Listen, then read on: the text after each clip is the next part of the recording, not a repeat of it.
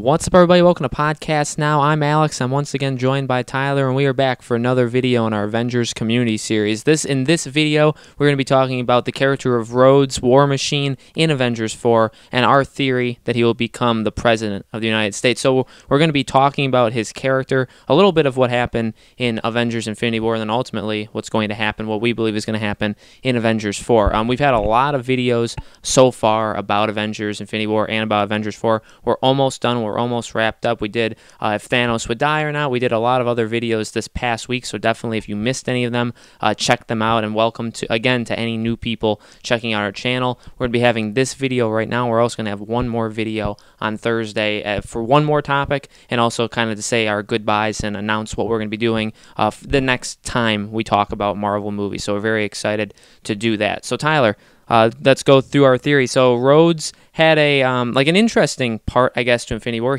We got to see him outside of the suit of War Machine, and we got to see him inside the suit. But what I think, and what we both kind of think is going to be more important in Avengers 4, especially maybe even towards the end of the movie, is really just him as a person, not as War Machine, but about what his role could be in this universe going forward. Yeah, so I have a feeling that we will see Rhodes, because I think Avengers 4 will start off taking place like right at the end of Infinity War. And then I think, we'll see that for a few minutes on discussing what took place or whatever. And then I am pretty sure that there's going to be even just a small time skip of some kind. And I'm saying that for a reason, but I have a feeling that we're going to find out, because half the universe was wiped out, and because so many people, and what I'm going to reference here, which was kind of strange in my opinion, but this is what I'm going to reference, when everybody's starting, well, not everybody, when, all the people who turn to ash, when they begin turning to ash, obviously we know that about half of the Avengers, all of them, all the heroes, including the Guardians, turned to ash. So about half, well, it was half, but it was about half. The reason I'm saying that almost half is because Gamora died obviously differently. Loki died differently. They died, but not because of that reason. But anyways, when that is happening, it also shows the Wakanda warriors on the battlefield.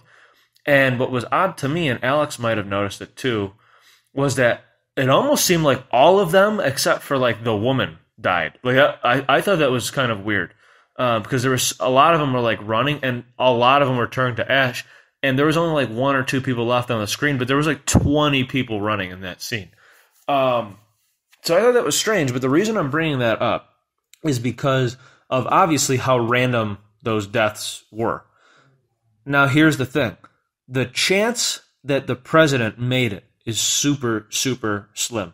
You would say that it's 50-50, but really, because of all the people involved in the White House, and in that, because you know how it's the president, it's the vice president, there's the secretary, there's so many things, the Secretary of State, Ross, there's so many different elements, different layers, Speaker of the House. I'm not going to get into politics because I can't stand politics, but there's so many elements to it that when you really look at how many people are involved, the chance that the president makes it is super slim. The chance that even the vice president makes it is also, in my opinion, super slim. And I also have a feeling that General Ross himself, Secretary of State Ross, I should say, I have a feeling that he doesn't make it either. So this theory can go either way, where Rhodes becomes either the new Secretary of State, mainly because it's kind of he's left. He's part of the Avengers. He's kind of that liaison between the United States government and the Avengers group, so it kind of makes sense to promote somebody in this time of crisis who has a direct connection between the U.S. government and the UN, by the way, and the Avengers, the only people who are able to potentially stop Thanos or reverse what took place. So it completely makes sense for Rhodes to be promoted to that Secretary of State role, but even higher than that if the president didn't make it, which again, I don't believe that he did. I just think it's math, and I think it makes sense for the story, and I'll explain why in a minute. I wouldn't be surprised if everything's kind of in chaos a little bit, And that probably would be a big element of the story of Avengers 4, where it's like, Thanos was talking of peace and how, Gamora's home planet, now the kids have plenty of food, it's a paradise, it's a this and a that. That's cool, but you know what? In the United States especially, if you wiped out half of the population, including politicians, including a lot of the just military members, police, just everything, people who send out the welfare checks, people who send everything, the paychecks, you don't go to work in those conditions. There's no law enforcement. There's no laws. It becomes lawlessness. So I think that would actually be something that I don't believe anybody's talked about on any channel. But that's not the first time that we've brought something up that nobody else has talked about. But nobody's talking about that. But that's a huge deal. I mean, in a way, you don't even have to deal with Thanos. They're going to in 4. But that alone is a huge thing that, when Tony Stark and Nebula get back from space, wherever they are on Titan, I don't know how far that is from Earth, but when they get back to Earth, and then the Avengers that are left kind of get back and realize, like, the chaos and how it's, like, impossible. Like, what there is. Like, whatever's left is left. Communications might not even be working because the people who used to work there don't exist anymore. The people who do exist, they went home because maybe they lost their kid or maybe they lost their wife and now they're left with a kid. So you get what I'm saying, everybody? Like, that's a huge thing that not one person has talked about, and that's massive chaos. Now, what makes sense? For politicians that did survive and people who do step up to the plate and take over that position, and they could easily show that, where, you're showing the end of Avengers 3 and you show, like, how people are still disappearing, right? Because it could start with that and then lead into going back to Wakanda, and then, after Captain America says, "Oh God," and then you could pick up after that. But you could show, like, the White House. You could show the president, maybe he's doing something, he's signing a piece of paper, and he just turns to ash, and half the people in the room do. And everyone's, like, freaking out. And then you can show that elsewhere, like a local, or you could show, like, Ross, and he's saying something like, "I want, like look at this," or whatever, like pointing to the screen with Wakanda, or who knows whatever they're doing. He turns to ash. And then what you might have is some kind of secretary or whatever that just picks up the plate kind of and starts taking lead, like, "No, we got to get this, everybody come here." And you know what I'm saying? Like, that kind of thing, like, to show, like, leadership will emerge, which is important because I think that's one of the other key parts of Avengers 4. It's not just going to be about, like, a superhero. It's who's going to be the people, like heroes who take the lead, who, like, in this time of crisis and time of lead, who comes to who steps up to the plate, who steps up in general, and it would kind of be like, these will be the people in the new world, even after we reverse everything. They'll be the people who didn't die and know who stepped up. They'll remember that. Does that make sense? So the little guy who stepped up, it'll be remembered, and they'll be the new people who kind of are the leaders of this new world, because it will be a new world by the end of Avengers 4. We already know that. They're going into the multiverse and this and that, but it's going to change what took place, or what takes place, I should say, on Earth itself. But how does that connect to Rhodes? This is how people who did survive, especially politicians, will say, like, we need to bring in Rhodes because he knows the Avengers. He's worked with us. He knows how things operate. We need him, because they might say, like, something like, we need Captain America, but Captain America would not be president. But Rhodes would step up to that plate, and he would do something along those lines. And in my opinion, that makes sense. That his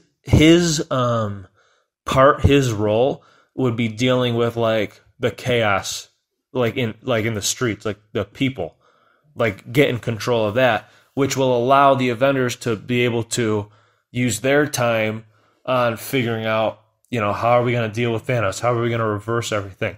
Not have to deal with where, like, cops don't go to work. You can't have Black Widow and Rocket Raccoon going around tying up people who are robbing places. Does that make sense? Like, that sounds stupid, but it kind of would be like where it is lawlessness, so there's going to be a lot of crime. So it makes sense that Rhodes would take that initiative. Now, here's why it also makes sense for Rhodes to be that position. Because don't forget that the Accords, and they made a point to show that in Infinity War, the Accords are still in effect. That's why Wanda and that's why Vision were kind of undercover and hidden, and that's why she dyed her hair and all that stuff. That's why Black Widow has dyed her hair. That's why Captain America grew out his hair and his beard. It's why Ross tells Rhodes basically to arrest them, and he's like, right away, or whatever he said. Captain America told Ross, like, basically, don't get in our way. I'm tired of running or whatever he said, and don't get in my way because I might just fight you too. So the Accords are still in effect, and this matters. And you can tie this into the potential Fox deal that most likely will go through with the mutants, where at the end of Avengers 4, it's going to end the current Marvel movie cycle, and we're going to go into Phase 4, which is going to bring us into a whole new element of Marvel. I have no idea what their plans are. They said like the multiverse, so we'll see what that means. But if Stark does end up succeeding in the defeat of Thanos and possibly sacrifices himself in some way, or maybe if Steve Rogers dies instead of Tony Stark, but I have a feeling Tony Stark won't be in it. Robert Downey Jr. kind of hinted at that himself. But anyways, it makes sense being friends with Rhodes, and who would, I think, even after the president is restored to life, I almost think that they would keep Rhodes in that position. If not, he would get like a favor done by the president, and this would be the favor. And it would be like the Stark Act, where, and again, if it's not Stark and it's Rogers, it would be the Rogers Act. But I'm pretty positive it would be the Stark Act. And the Stark Act, it nullifies the Accords, the Sokovia Accords, and there's still some rules a little bit, but it's way better where they're kind of like free due to saving the universe in defeating Thanos. However they defeat Thanos, go watch that video. We talked about that. But that would also lead into like the future where they kind of where you introduce new Marvel characters, and it's like, well, how are they going to operate under this? Well, you can't even be, you're a vigilante. Well, no, that would be abolished. That wouldn't even exist anymore. Now they're truly considered heroes. And how does that relate into the mutants? Well, they can go into when they finally have the Marvel Studios X-Men movies. You can kind of skip over the whole part where mutants are like secret and this and that or whatever, and they could kind of talk about how after the Stark Act, mutants felt like they no longer really needed to hide or something like that. Like, you could tie it in later, and it would work really well. And again, the calling it like the Stark Act and being able to kind of reference it as not every single movie, but as movies or as new characters or whatever come along years down the line, let's say 20 years in the future, you will always be referencing the character who started it all, Tony Stark. So it would kind of be a cool thing too, because you're always it's a legacy, and Tony Stark, when he goes, he will leave behind a legacy. And the Stark Act could be that legacy where it's like freeing these people, allowing them to, do what they do and be heroes, protect people, and whatever, however else they want to talk about it. But that's my theory on what's going to happen. I think it makes sense. And again, to discuss it in the comment section below. You can say what you think, but I almost, and instead of saying it's a stupid theory or this and that, like so many of you would, again, this is what I'll say to that. Try to YouTube search if anybody's talked about what I said. Lawlessness in Avengers 4. Chaos in the streets in Avengers 4. You're not going to find that. So even though you might call it a stupid theory, but then when you check your channel, you don't have a subscriber, it just isn't. It's not a stupid theory because that would be realistic. And the Russos tend to make Marvel movies that are slightly more realistic. I don't want to say grounded, but more realistic. Because before in Marvel movies, they seem to be, I don't know how to explain it. They did feel like more comic book-y type movies, but ever since Winter Soldier, Civil War, even Infinity War, they're more serious movies, and they do feel like more realistic. Like it feels like the world actually is affected by what takes place, and the world would definitely be affected by what took place at the end of Infinity War. So let us know in the comments below what you guys think of this theory. What do you think about Avengers 4? Anything really about Avengers 4, leave in the comments below. We thank you again for watching this video. Make sure you check out, like Tyler was saying, any of the past videos that we've done. We talked about a lot of stuff regarding Avengers 4 specifically on the channel over the last week and a half, so make sure you check out any videos that you missed. We're going to have one more video on Thursday discussing the smartest character, who's the smartest character in the Marvel Universe going into Avengers 4, so we will see you for that video, and we'll announce really the end of our Avengers community series and what's to come in the future. So we thank you for watching this video, and we will see you guys on Thursday.